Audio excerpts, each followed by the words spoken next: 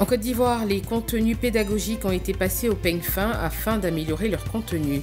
Des agents du ministère de la Défense ont été récompensés pour les services rendus à la nation. Et le lycée d'enseignement artistique a célébré ses 30 ans d'existence.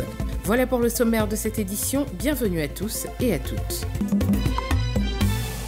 Comment améliorer la qualité des manuels scolaires? La question réunit experts et décideurs à Abidjan. Après 10 pays pilotes, la Côte d'Ivoire rejoint ce vaste projet d'évaluation aux côtés du Gabon et de l'île Maurice. Les experts examinent 3 aspects essentiels: la dimension culturelle des contenus, la pertinence des méthodes d'enseignement et la progression des apprentissages.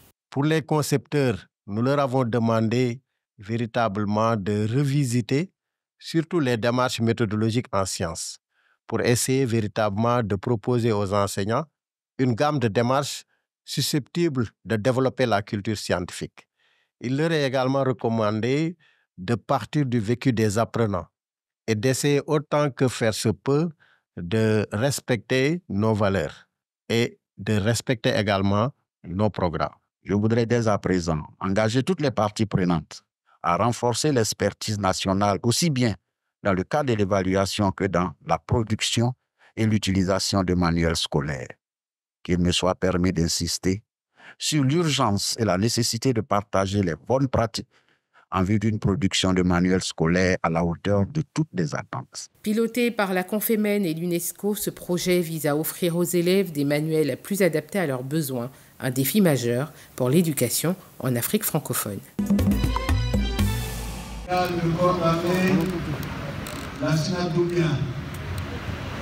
nom du président de la République, nous vous conférons la médaille de la défense. Une reconnaissance solennelle pour leur engagement. 217 civils, gendarmes et militaires du ministère de la Défense ont reçu leur distinction des mains du ministre d'État, Téné Birahima Ouattara. La cérémonie organisée au groupement ministériel des moyens généraux d'Abidjan au Plateau a mis à l'honneur ces hommes et femmes pour leur service exemplaire. Chers récipiendaires, je vous félicite pour vos médailles et vos prix d'excellence amplement mérités. Ces distinctions illustrent tous les efforts et sacrifices que vous consentez à la bonne marche de notre outil de défense.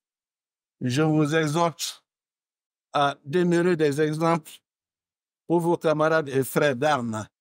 Médaille de l'Ordre national du mérite ivoirien de la défense, des armées et de la gendarmerie, autant de distinctions qui récompensent leur dévouement. Monsieur le ministre de la Défense, nous, récipiendaires de ce jour, prenons l'engagement de travailler davantage, de montrer plus d'abnégation et même faire du zèle dans l'accomplissement des missions qui nous seront données.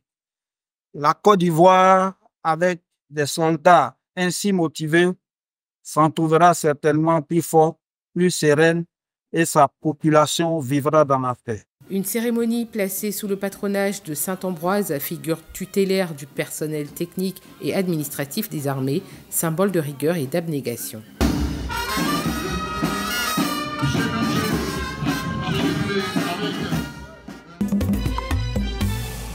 Une collaboration qui s'appuie sur l'expérience réussie de la dernière Coupe d'Afrique. Objectif, assurer la gestion des déchets après chaque rencontre sportive, des matchs de ligue aux compétitions internationales. Et ce qu'ils ont toujours donné, ça veut dire nous éduquer dans les bonnes attitudes, nous accompagner dans la gestion d'un environnement sain.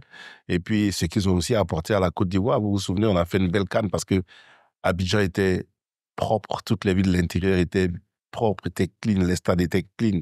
Et donc, nous sommes dans l'apprentissage de ça.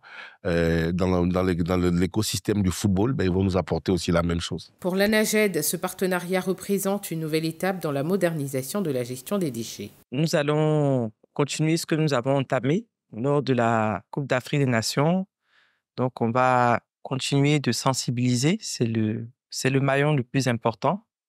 Nous allons sensibiliser, nous allons ensuite former les volontaires à la gestion des déchets, au tri notamment, c'est ce que nous avons fait pendant la CAN. Au-delà du sport, c'est un message fort envoyé aux spectateurs sur l'importance de la propreté, une initiative qui vise à faire des stades ivoiriens des modèles d'infrastructures éco-responsables. 30 ans de créativité célébrée en couleurs et en talent. Le lycée d'enseignement artistique d'Abidjan, unique établissement public dédié à la formation artistique en Côte d'Ivoire, ouvre ses portes au public pour un anniversaire placé sous le signe de l'excellence. Dans les salles et les couloirs transformés en galeries d'art, les œuvres des élèves témoignent d'une formation exigeante. Peinture, sculpture, design graphique, chaque création raconte l'histoire d'un établissement qui allie art plastique, design et enseignement général. Le thème que nous avons choisi pour les 30 ans est le suivant. Léa, 30 ans, pionnière des acteurs de l'industrie artistique et culturelle. Il souligne l'importance de notre établissement en tant que lieu d'épanouissement pour les talents qui façonnent le paysage culturel. Une double formation qui séduit de plus en plus de parents. Entre cours académiques le matin et ateliers artistiques l'après-midi, les élèves se préparent à des carrières dans la publicité, le design ou les beaux-arts. Un choix d'orientation qui fait ses preuves, comme en témoignent les familles.